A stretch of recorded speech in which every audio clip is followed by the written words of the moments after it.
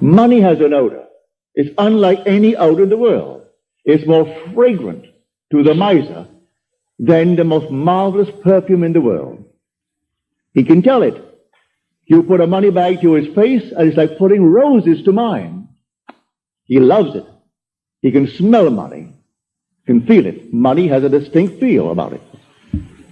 Put a $20 bill in your hand and ask you to feel it, and then put another piece of paper in your hand, and you can tell the difference. There's a difference. It is an odor to it. All this is part of the inner man, that all things are possible to him. Try it. Before you condemn it, try it. And if you have the evidence to support my claim, well, then it doesn't matter what the world will tell you. If he laughs at you, so what? So they laughed at everyone who had an idea that seemed a little bit off-center. Always laughed at him. They laughed at the idea of going to the moon. Well, now it's an accomplished fact. There are still those who won't believe it happened, you know, because they don't want to believe that it ever happened. There are those who said you couldn't go down and actually live underwater. Now we have a submarine. There are still those who won't believe it. You can present them with all the facts in the world, and they won't believe it. So I tell you, you try it first. And if it proves itself in performance, it doesn't really matter what the whole vast world thinks. Go about your Father's business, which is yourself, and then live a full and wonderful life in this world of Caesar. And the day will come, you will actually depart this world. I mean this age. Because those who are departing it now, unless they are awakened, they still find themselves in a world just like this. But those who have awakened, who have experienced the second birth, the birth from above, find themselves in an entirely different age, where they're all imagination. And they are perfect. And wherever they go, everything is perfect. You don't have to raise a finger to make anything perfect, because they're perfect. All things must conform to them, for they're perfect. That's heaven. So heaven is not an area, it's not a realm, it's a body. And when that body is awakened within you, which is the wonderful human imagination completely awake, then wherever you go clothed in that body that is completely awake, everything is perfect. If you found yourself in a forest of dead trees, they'd all burst into foliage. In the desert, they would all bloom like the rose. Because you are there. No blind man, deaf man, no handicapped man could stand in your presence. He would be instantly transformed into a perfect man because you are perfect. That's heaven. It's harmony. So it's not a place where you're going to go, pearly streets and all that nonsense. No. It's just simply you in a world that is perfect because you are perfect. And the day will come, you will awaken that body where it's in you now. That body is in you, but it's sound asleep. And one day you will experience the resurrection. And you'll know the mystery of the resurrection. When you rise, and you rise within yourself. For the grave in which Christ is buried, if the Lord is buried, is your own skull. That's where he is buried. And in that tomb where he is buried, one day he will awake and he will come out of that tomb. And it's you who comes out of the tomb. And you'll know who you are. He is buried in every child in the world, this universal being, and yet one. Billions of us, and yet only one Lord. And that one Lord, in his fullness, is buried in you, individually. And when you awaken, you are he. So tonight, take a go. Make it a lovely go, either for yourself or for another. For any time that you exercise your imagination lovingly on behalf of another, you're mediating God to that other.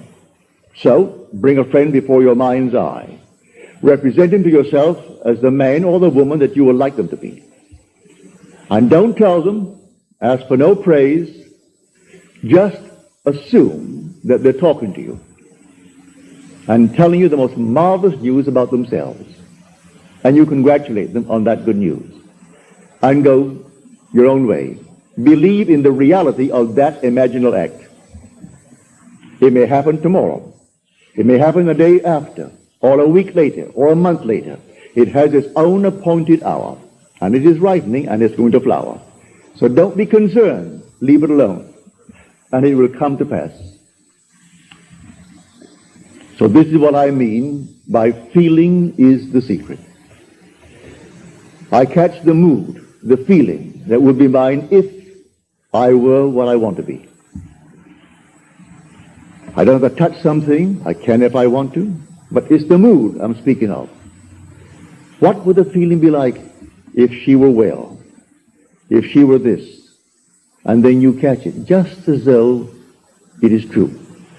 You always go to the end, and the end is where you begin. We're always imagining ahead of our evidence. So go to the end and feel the end, and then dwell in that end, even though reason denies it and your senses deny it. You turn your back upon the doubters. That is your senses and what reason dictates. That's the hell or the devil or Satan in the world. That's the doubter. So you turn your back upon it. And then you walk as though things were as you want them to be. And living in that assumption, it slowly hardens into fact. Even though at the moment of the assumption it was denied by reason, an assumption, though false, if persisted in, will harden into fact. So you learn to assume and learn to persist in the assumption, and it will come to pass. Now let us go into the silence, after which we'll have questions.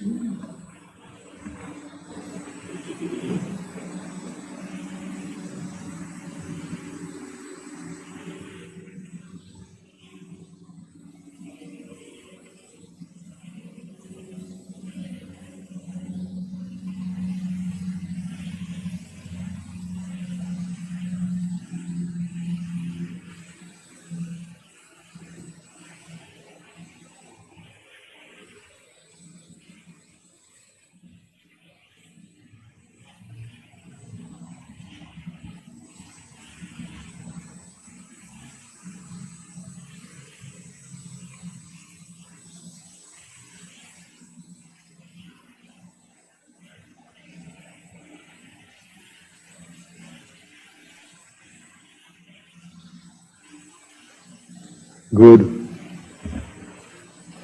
Well, I hope you call it good mood. It'll work. Now, are there any questions, please?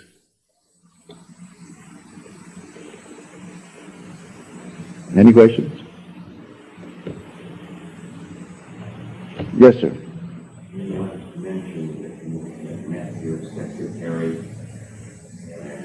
and what the management was Well, to answer your question, I must go back and explain it to those who are here for the first time. No. I make the statement based upon my own experience that nothing dies. And that's not only true of man, it's true of the flowers, of the animal world, of the trees, of everything. Nothing dies.